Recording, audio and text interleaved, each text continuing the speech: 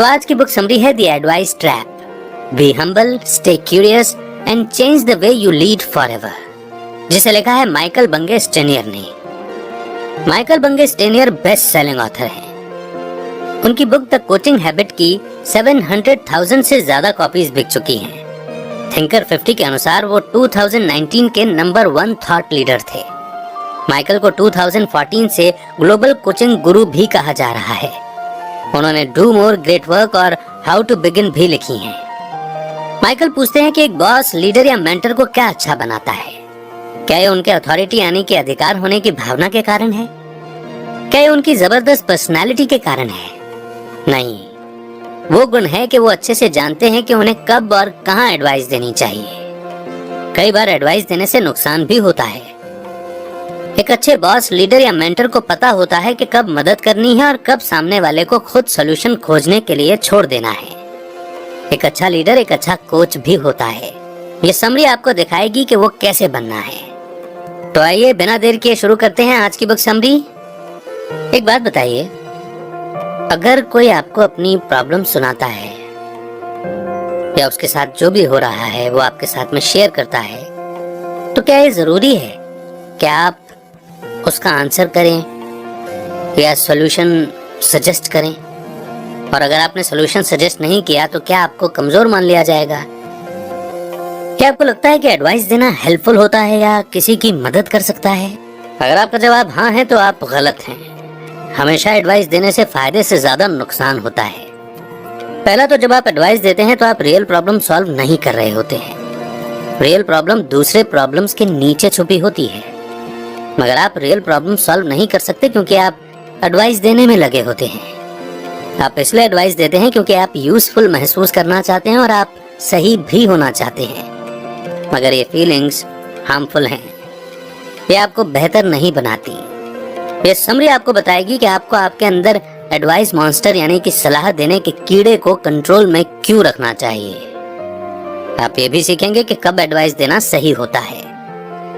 आप देखेंगे कि हर समय सिर्फ सलाह देने की तुलना में कोच बनना बेहतर होता है।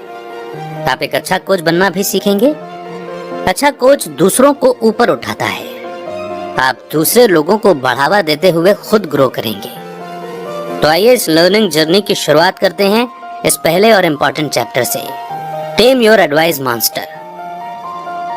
पैम और गैरी बचपन से ही बेस्ट फ्रेंड हैं। वो कभी एक दूसरे से अलग नहीं होते थे, लेकिन दूसरों की तरह पैम और गैरी भी बड़े होने के बाद बदलने लगे थे।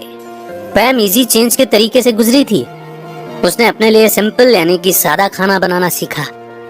उसे निटिंग यानी कि बुनाई करना अच्छा लगता था, तो उसने इस काम के लिए जो प्यार था उसे प्रोफेशनल करियर में बदल दिया।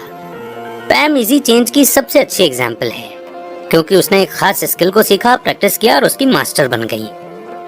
गैरी हार्ड चेंज यानी कि मुश्किल बदलाव से गुजरा। वो हर बार न्यू ईयर के लिए एक नया प्रॉमिस करता था, चाहे वो उसे पूरा कर पाए या नहीं। काम में हमेशा उसका परफॉर्मेंस खराब रहता था, भले ही वो कितनी भी कोशिश करता था।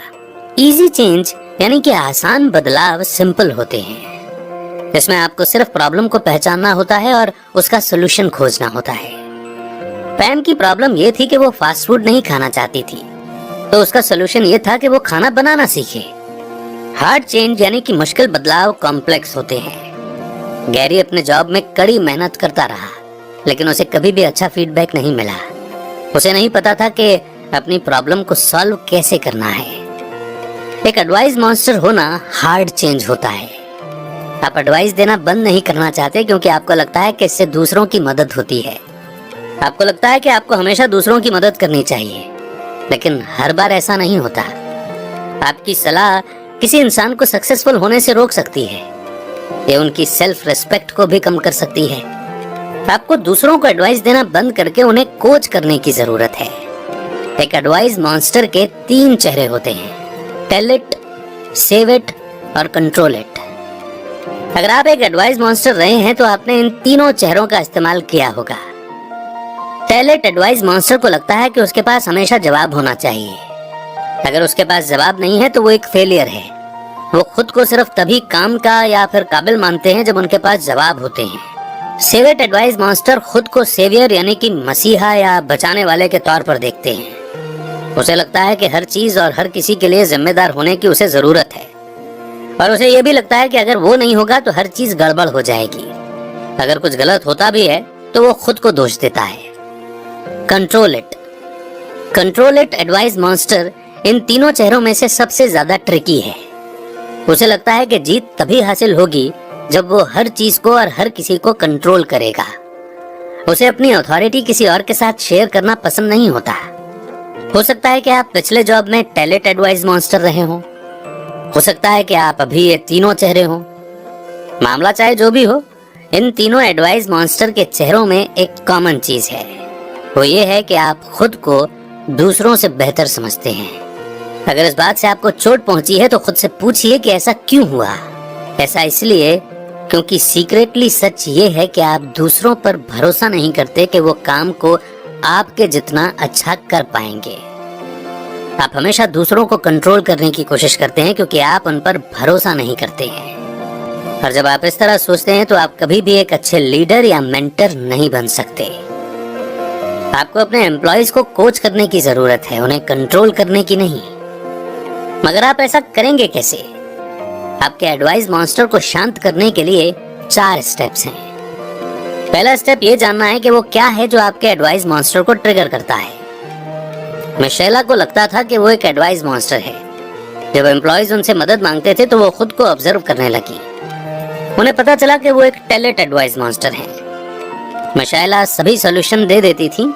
इसका नतीजा ये होता था कि एम्प्लॉयज को महसूस होता था कि उनमें काबिलियत ही नहीं है। दूसरा स्टेप है कन्फेस करना, यानी कि कबूल करना। मिशेला को यह एहसास हुआ कि वो एक टैलेंट एडवाइस मॉन्स्टर है, लेकिन वो वहां रुकी नहीं।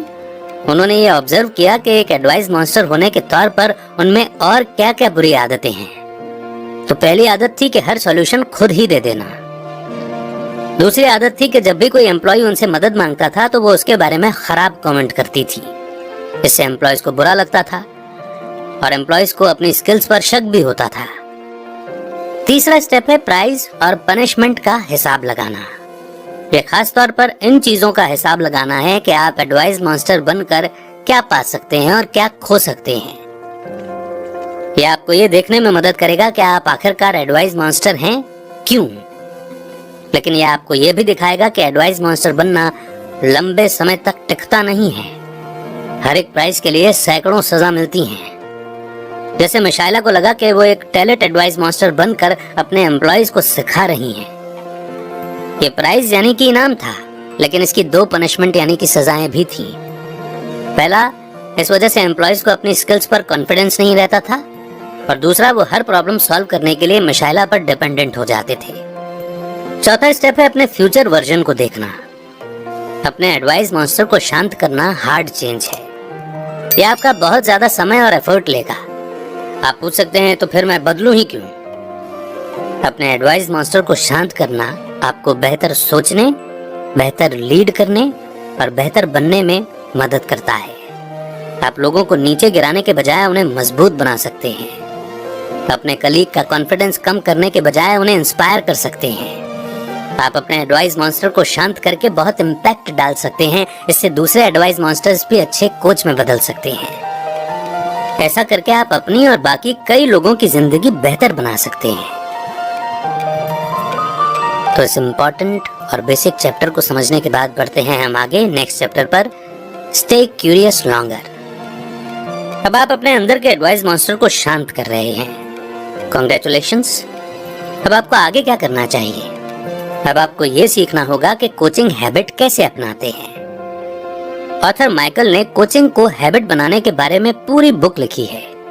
आगे इस बुक की समरी भी दी गई है। कोचिंग के 3 प्रिंसिपल्स हैं।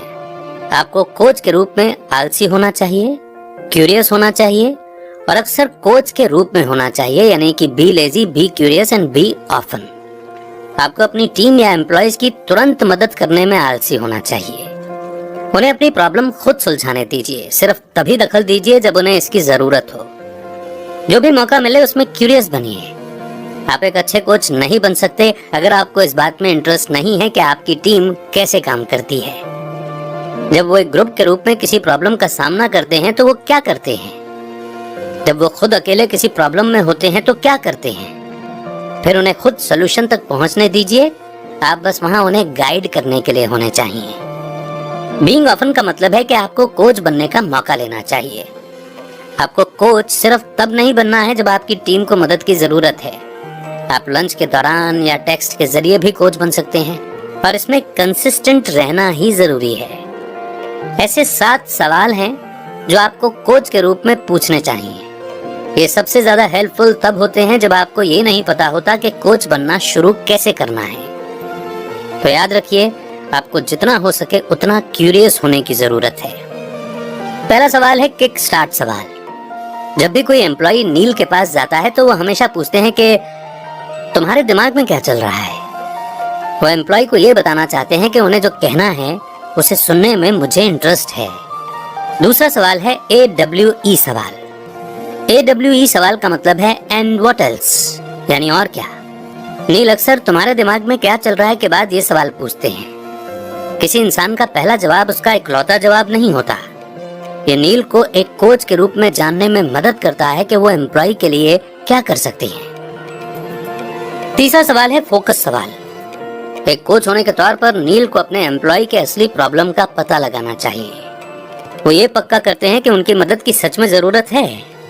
दूसरे शब्दों में कहा जाए तो वो ये नहीं चाहते कि उनके एम्प्लॉय को ये लगे कि वो उन्हें कंट्रोल कर रहे हैं। इसलिए वो उनसे पूछते हैं कि तुम्हारे लिए यहाँ असली प्रॉब्लम क्या है। चौथा सवाल है फाउंडेशन सवाल। अब नील और उनके एम्प्लॉयज को पता है कि असली प्रॉब्लम क्या है।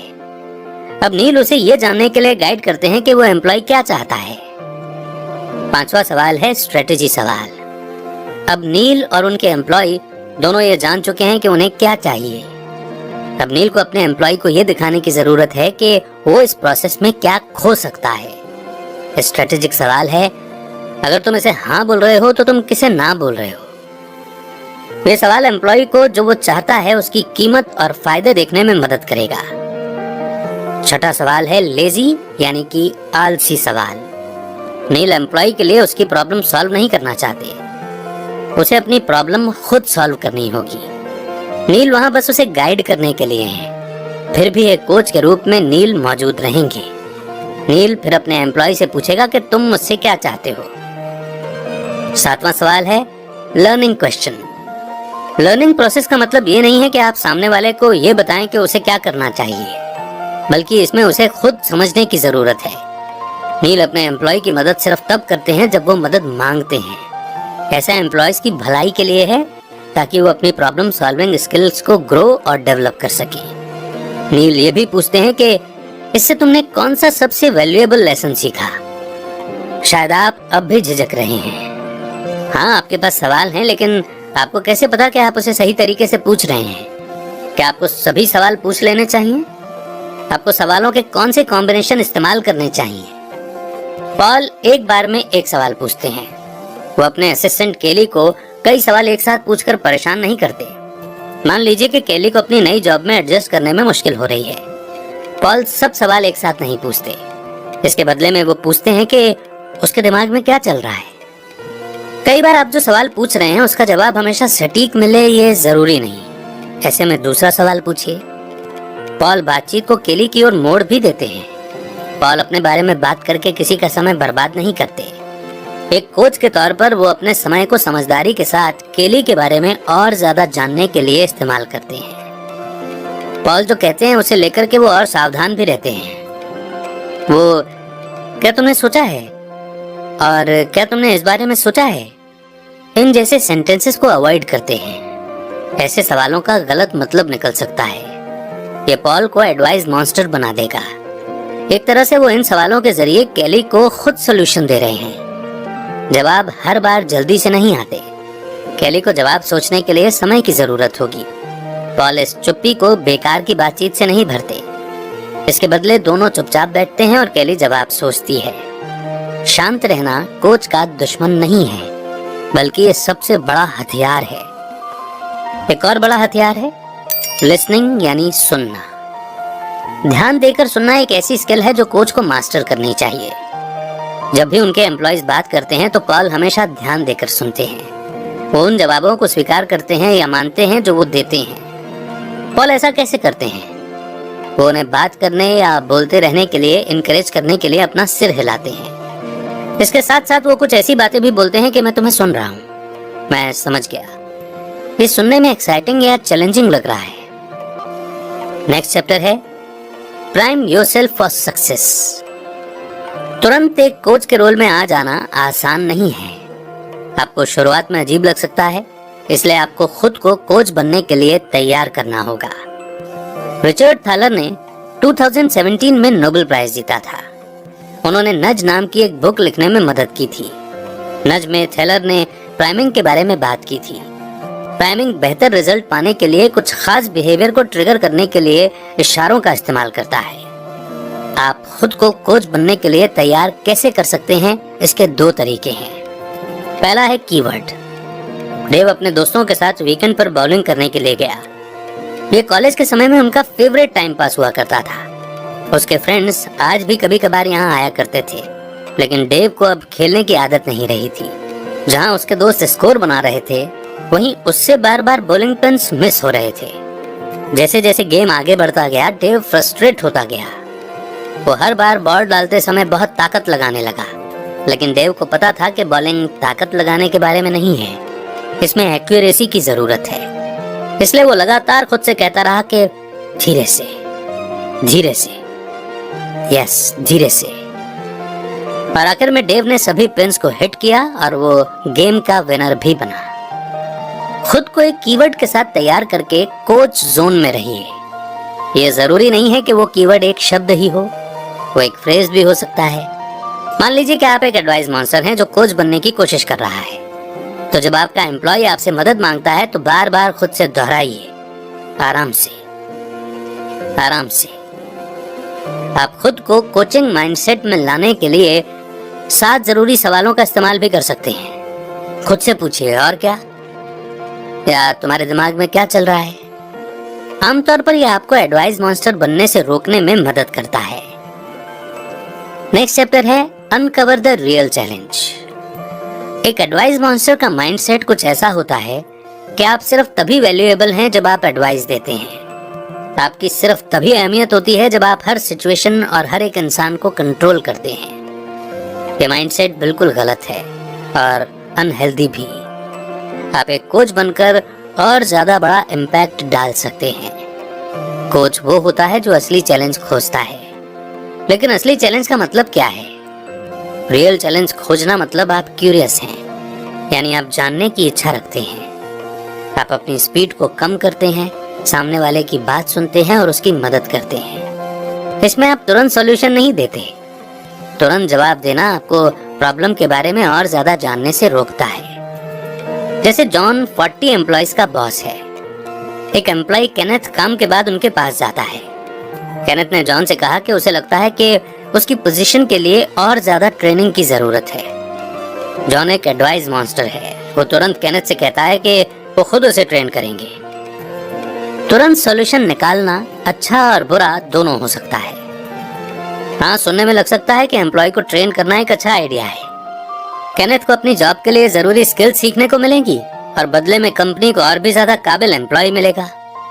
लेकिन जॉन को केनेथ को और सुनना चाहिए था, उससे और ज्यादा पूछना चाहिए था। तब उसे पता चलता कि केनेथ इकलौता एम्प्लॉय नहीं है जिसे लगता है कि उसे ट्रेनिंग की जरूरत है।